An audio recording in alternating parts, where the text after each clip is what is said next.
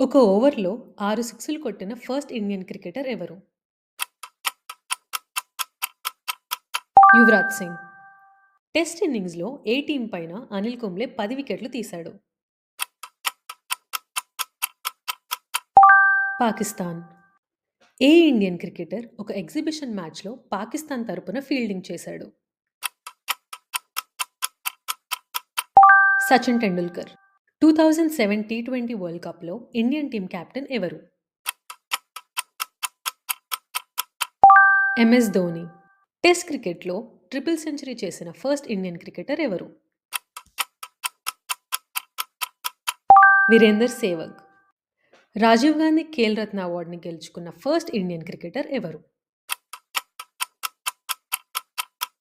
Sachin Tendulkar. 2011 world cup ఫైనల్‌లో winning six కొట్టిన Indian cricketer ఎవరు? MS Dhoni.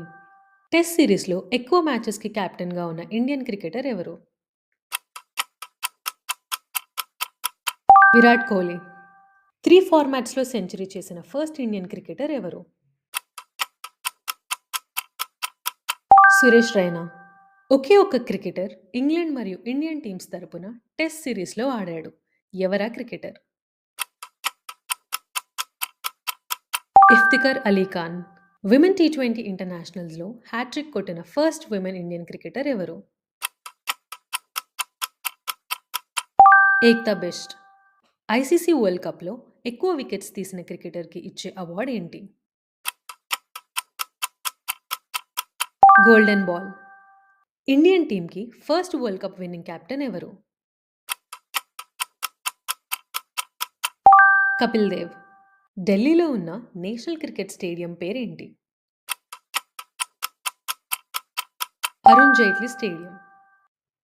Virat Kohli Jersey number ఎంత? 18. ఇండియన్ క్రికెట్ టీమ్‌కి ఫస్ట్ కెప్టెన్ ఎవరు?